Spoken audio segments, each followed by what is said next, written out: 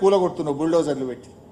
హైడ్రా పేరిట భయకంపం సృష్టిస్తున్నావు. నువ్వు నిద్రపోకుండా చేస్తున్నావు పేదల్ని, బస్తీ ప్రజల్ని.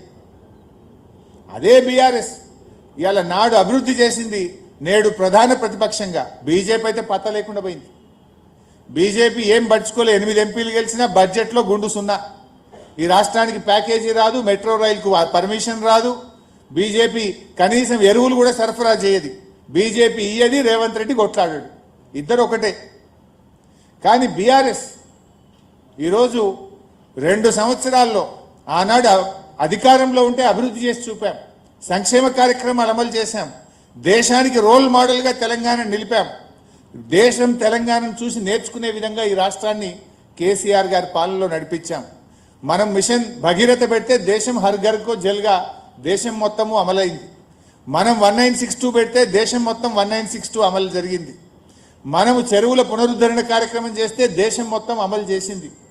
అట్లా అనేక కార్యక్రమాలు దేశానికి మోడల్గా నిలిపాం. ఈరోజు ప్రతిపక్షంలో కూడా ప్రభుత్వాన్ని నిద్రపోనిస్తలేము. 6 గ్యారంటీల మీద అడుగడుగున నిలదీస్తున్న బాకీ కార్డులను ఇంటింటికి జూబ్లీహిల్స్లో పంపాం.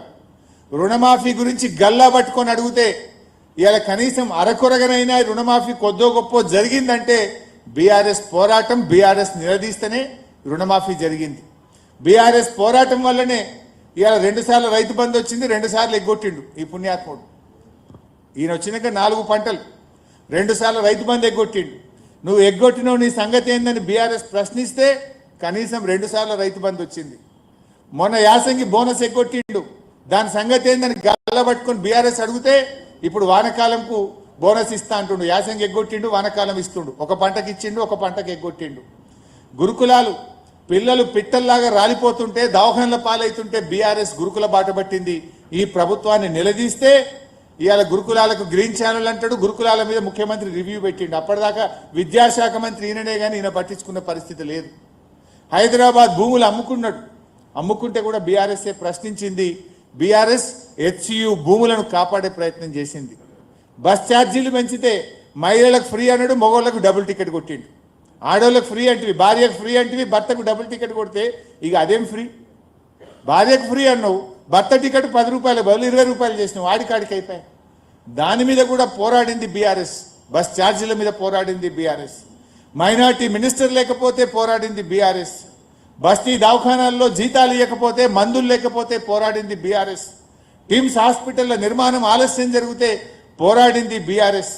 ఇట్లా బీఆర్ఎస్ ప్రజల గొంతుకై పోరాడుతుంది.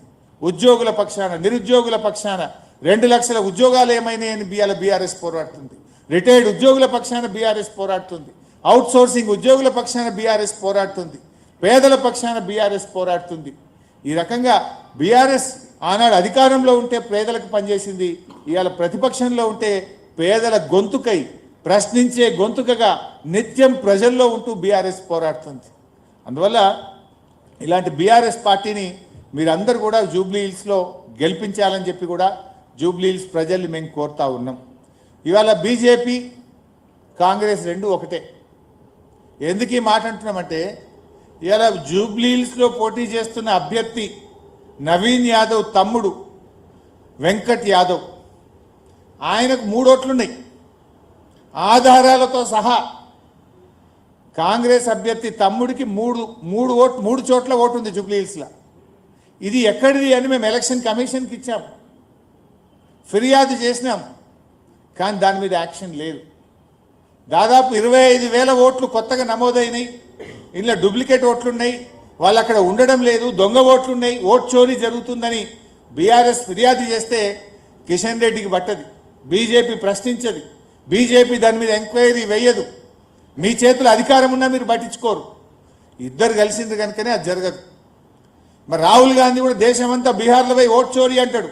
తెలంగాణ ఓట్ చోరీ గురించి రాహుల్ గాంధీ గారు మాట్లాడారు. అంటే ఇలా బీజేపీ కాంగ్రెస్లు తెలంగాణలో రెండు కలిసి ఉన్నాయి. ఇక్కడ ఇప్పుడు అసదుద్దీన్ ఓవైసీ గారు పోయి బీహార్లో ఆయన ఎన్నికల్లో నిలబడితే ఇదే కాంగ్రెస్ నాయకులు షబ్బీర్ అలీ గారు ఏమంటున్నారు ఓవైసీ గారిని, ఏ बीजेपी का बी टीम है अंटाడు. फिर तेलंगाना में कैसा बी टीम बना कांग्रेस का? बिहार में बीजेपी का बी टीम, तेलंगाना में कांग्रेस का बी टीम. एक ही पार्टी एक ही इलेक्शन में वहां बीजेपी का बी टीम कैसा बनता या कांग्रेस का बी टीम कैसा बनता? कुछ गलती है, आप सब मिलके हैं, आप सब लोगों को మోసం చేస్తా ఉన్నారు మీరు అందరు కలిసి. ఈ విషయం ఇవాళ ప్రజలు ఆలోచిస్తున్నారు. ఇవాళ ప్రధానమంత్రి గారే ఆర్ఆర్ ట్యాక్స్ అంటాడు. మరి ఆర్ఆర్ ట్యాక్స్ మీద ఎందుకు చర్యలు ఉండవు? ఇవాళ అందరికీ తెలుసు ఎక్కడ వసూలు చేస్తుండో, ఆర్ఆర్ ట్యాక్స్ ఏందో అందరికీ తెలుసు. Why there is no action so far?